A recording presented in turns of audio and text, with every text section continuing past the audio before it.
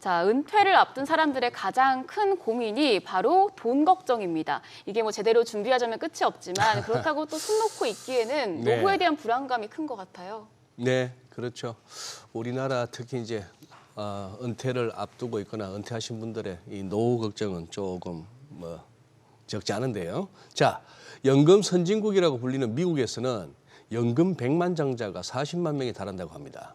미국 연금 부자들의 비결은 무엇이고 또 한국 사람들이 투자할 방법은 없을지 오늘은 또 미국 변호사 존청 대표님 모시고 자세히 알아보겠습니다. 어서 오세요. 네. 안녕하세요. 안녕하세요. 반갑습니다. 야, 이거 오랜만입니다, 이거. 한 2달 정도 된 것 같습니다. 그죠? 네. 그동안에 계속 뭐 미국, 한국 왔다 갔다 하시면서 업무하셨을 거고. 그렇죠. 그 바쁜 와중에 또 유튜브도 찍으시고. 네, 그렇습니다. 예, 그래요. 존청이지만 절대 청시가 아닌 정시라는 거. 그렇습니다. 정시. 네. 지금 대표님, 지금 최근에 기사 하나 제목부터 보고 가겠습니다. 한국인 5,500만 원 들고 은퇴할 때 미국인은 연금만 9억이다. 좀 허탈해지는 기사인데 미국에 연금 부자가 많다는 얘기입니다. 어떤 상황이죠? 이게 뭐 여러 역사적인 배경이 있을 것 같은데요. 네. 기본적으로 정부 차원에서의 여러 세제상의 혜택, 이 은퇴 연금을 각자 준비하도록 권장하는 그런 프로그램인 거죠. 모든 나라가 마찬가지일 텐데 한국도 네. 그렇고 미국도 그렇고 이 국가 주도의 국민연금, 미국은 이제 사회보장제도인데 네. 안정성이라든가 연금의 고갈이라든가 이런 것들에 대한 어떤 그 뭐 불만 내지는 불안은 항상 있는 거고요. 그렇다 보니 미국 차원에서도 정부 차원에서 이 각각의 개별 경제 주체들인 개인 그리고 기업에서 이 은퇴를 대비해서 저금해 놓는 것을 장려한다라는 거죠.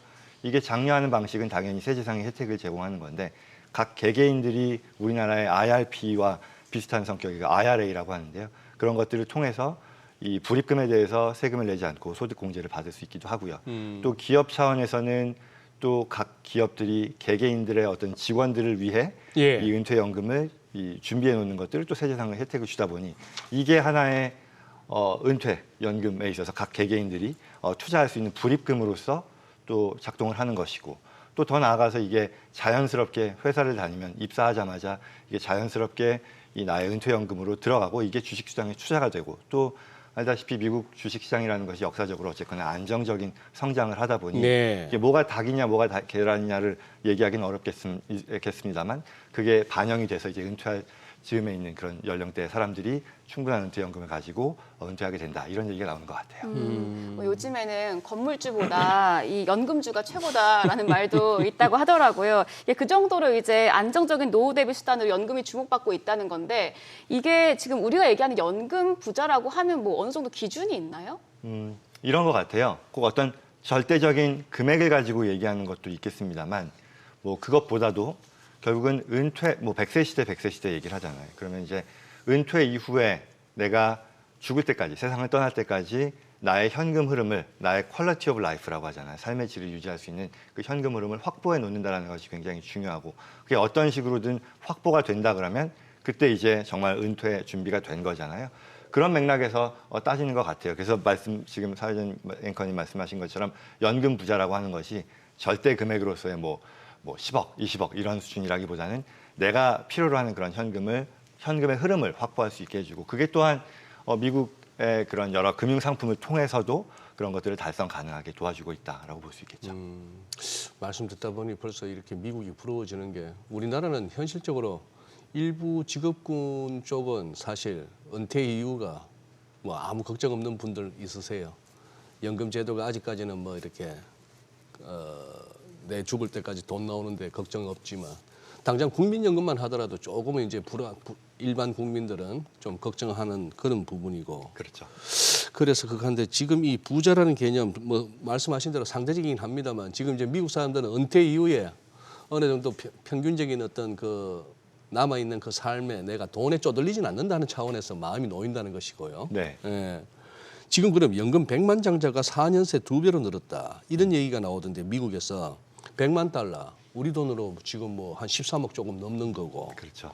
이 유독 미국에 이 연금 백만장자가 많은 이유 앞서 설명은 하셨습니다만 조금 더 그 어떤 디테일하게 왜 미국이 이렇게 연금으로 걱정이 없는 나라가 됐나? 이게 걱정이 없다라고 하면 그건 좀 그건 좀 과하고 과한 하기야 또 얘기겠습니다만. 홈리스 보고 있으면 또 답답하기도 하고. 그럼요. 네. 다 개별 차이가 있겠지만 예. 이런 것 같아요. 국민연금, 사회 어떤 보장, 베너핏 네. 이런 것들은 국가 주도의 이 은퇴에 대한 연금 프로그램이라고 네. 한다면 네. 이걸 개별적으로 준비할 만큼 얼마나 제도적인 뒷받침이 있느냐. 제도적 이게, 뒷받침. 이게 키인 것 같아요. 예. 그리고 또 더 나아가서 뭐 작년, 재작년에 특히 이제 주식시장이 또 워낙 코로나 이후에 좋았구나. 워낙에 좋다 네, 보니까 네. 이 개개인들의 그 투자 구성을 놓고 보면요. 이 자산의 어떤 그 구성을 놓고 보면 우리나라는 뭐 부동산이 아주 절대적으로 비중이 예. 높다고 알고 있습니다만 미국의 경우는 이게 그렇지 않고 은퇴연금, 401k다, 401k다, 뭐 IRA라는 그런 것들이 있는데 그게 굉장히 큰 비중을 차지하거든요. 그게 또 들어가 있는 곳이 주식시장이고 주식시장이 화랑을 보이다 보니 이 은퇴자들이 은퇴할 수 있는 그런 충분한 자금이 준비되었다 이렇게 얘기가 나오는 거겠죠. 지금 변호사님이 뭐 이제 퇴직연금 관련해가지고 401k 말씀을 하셨는데 제가 이 IRA는 들어봤는데 401k는 조금 단어가 생소한 것 같아요. 이거 좀 설명 좀 부탁드릴게요. 네네.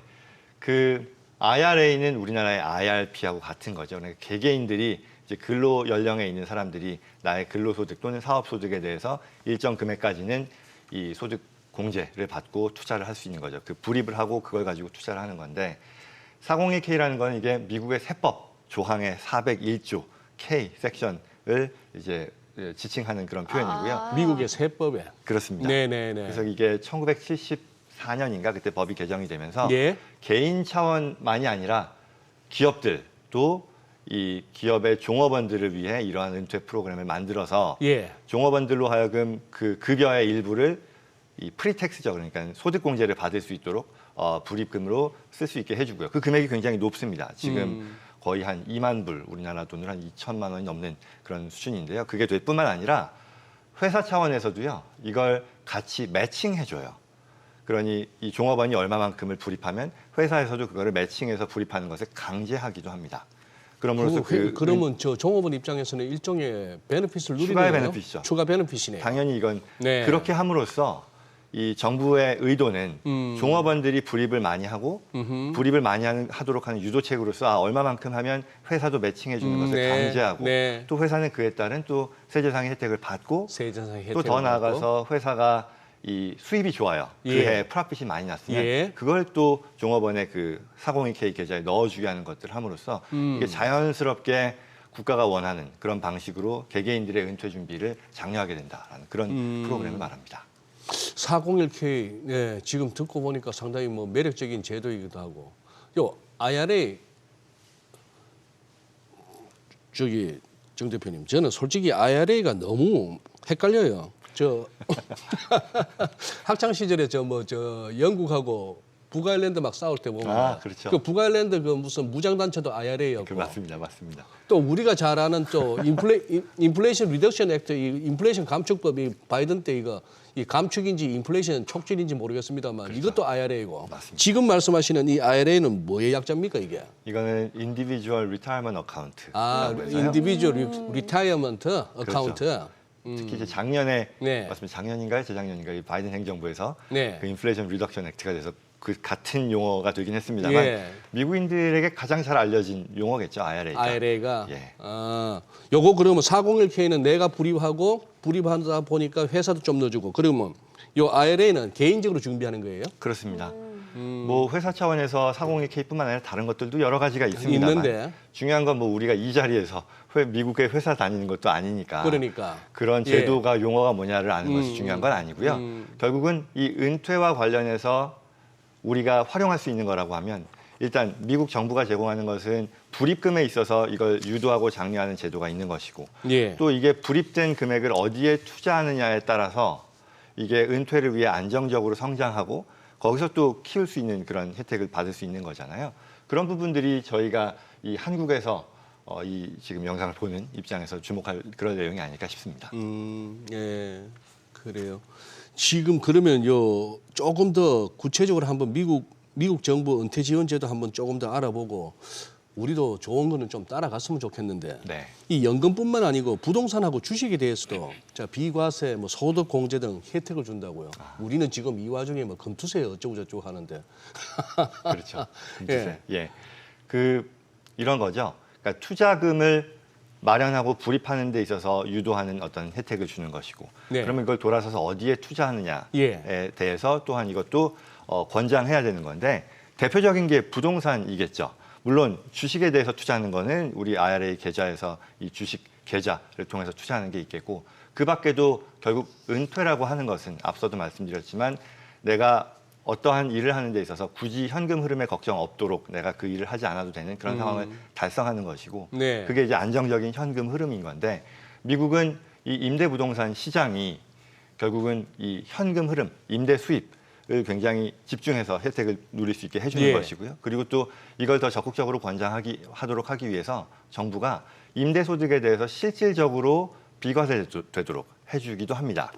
이 말은 이 결국 투자 대상이 되는 자산의 그 감가상각이라는 것을 활용해서 이 건물 비용이 굉장히 높지 않습니까? 그러면 이 건물 비용에 대한 것이 또한 내 원금만이 아니라 또 이 모기지를 써서 이 부채를 써서 또 투자를 하다 보니까 이 전체 금액에 대해서 일정 기간 동안에 걸쳐서 감가상각을 하는데 미국 세법은 이걸 한꺼번에 감가상각할 수 있도록 네. 세대상의 혜택을 주거든요. 이게 어떤 말이냐면 결국 내가 뭐 10억, 20억짜리 투자 부동산을 샀을 때 예. 상당 수준의 그 금액이 내가 바로 비용 처리할 수 있게 된다라는 거죠. 그럼 내 입장에서 보면은 이거는 실제로 부동산을 샀을 뿐이지 비용을 추가로 내가 드리는 건 아니거든요. 관리비. 네. 그럼에도 벌어들이는 임대소득이 이러한 감가상각비를 통해서 이 다 이제 과세 소득을 제로로 만들 수 있게 되니까 그렇게 되면은 실질적으로 임대소득에 대한 비과세 혜택을 보게 되는 게 되는 거겠죠. 그리고 이게 또 더 나아가서 이 부동산이라는 거는 항상 가지고 있는 것뿐만 아니라 그 이후에 다른 부동산으로 또 갈아탈 수도 있는 거잖아요. 예. 또는 내 부동산의 자산 가치가 올라갔을 때 예. 언젠가 이걸 또 팔면 양도소득에 대한 부담이 예. 높지 않습니까? 예. 근데 미국에서는 이 부동산의 매각과 관련해서 임대부동산의 매각과 관련해서는 이걸 일정한 기준에 맞춰서 다른 부동산으로 대체 투자를 했을 경우에는 그 매각한 부동산의 양도소득에 대해서 이 과세를 계속해서 이월할 수 있게 해줘요. 그래요? 그러니 그렇다 보니 실질적으로 부동산과 관련해서 발생할 수 있는 임대소득에 대한 과세라던가 또는 이 양도소득에 대한 과세를 다 피할 수 있게 되는 거고요. 그리고 하나 더 말씀을 드린다면 네. 이게 최종적으로는 이게 양도소득의 과세 2월이지 면제가 아니기 때문에 언젠가는 이 세금을 누적된 것을 내야 되는 거 아니겠냐라고 생각할 수도 있을 텐데요. 예. 그렇지 않은 것이 이분이 계속해서 은퇴 이후에도 예. 임대소득을 잘 받으면서 예. 이 해당 자산을 상속하게 되면요. 음. 그간에 올라갔던 그 양도소득에 해당이 되는 그 가치가 이 자식들이 넘겨받을 때에는 그만큼이 스텝업 된다라고 표현합니다. 결국 그 말은 내가 예를 들어 10억짜리 부동산을 샀는데 네. 이게 돌아가실 때 이게 50억이 됐다고 쳐요. 예. 그러면 이 40억만큼에 대해서 양도소득을 내야 되는데 미국 세법은 네. 이분이 이걸 그대로 가서 상속을 해주게 되면 네. 자식들이 받았을 때 이 원가가 예. 50억으로 스텝업이 된다는 얘기죠. 그러니 예. 그 말은 이제 임대 부동산과 관련해서는 네. 결국은 관련해서 발생할 수 있는 그런 소득, 임대 소득이 됐건 양도소득이 됐건 이거를 전혀 부담하지 않는 그런 상황이 되는 거죠. 그러니 개개인들의 입장에서 나의 은퇴 자금을 비과세로 확보하고 또한 투자 대상으로서의 부동산을 투자하게 되면 여기서 나오는 현금 흐름으로 나의 은퇴 소득을 만들고 이 또한 비과세인 그런 혜택을 누리고 이런 것들이 다 맞물려 가면서 뭐 안정적인 뭐 부동산 시장의 상승으로도 이어지는 것 같아요. 아니 변호사님 지금 굉장히 저는 충격적인데 예.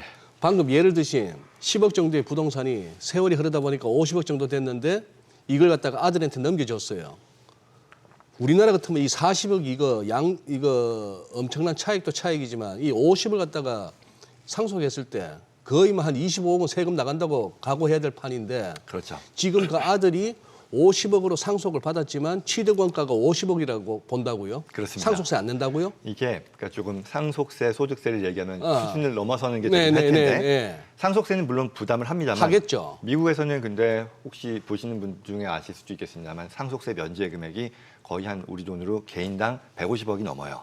그러니까 굉장히 그게 실질적인 상속세 부담은 뭐 많은 경우가 없다라고 얘기할 수 있고 그리고 소득세와 관련해서 지금 말씀드린 것처럼 실제로 그렇습니다. 정말 그동안 누적된 것들이 사라져버리고 예, 말하자면 이런 거죠. 어떤 분이 돌아가셨는데 상속되고 나서 그 해당 자산을 돌아서서 그 자식이 팔게 되면 이에 대한 양도세는 하나도 되지 않는 그런 상황이 되는 거죠. 근데 이게 다 미국의 얘기잖아요. 이제 뭐 우리나라 예비 퇴직자분들 당장 자금이 급하신 분들도 그러니까. 있을 거고 이제 네. 들으면 부러운 일이기만 할 것 같은데 우리나라 사람들도 이 미국의 은퇴제도 혜택을 좀 받을 수 있나요? 물론이죠. 그래서 이게 앞서 얘기했던 뭐 IRA다, 401K다 이런 것들은 해당 사항이 없을 것이고요. 네. 그러나 방금 말씀드렸던 이 부동산에 있어서의 혜택 그리고 또 이것도 있습니다.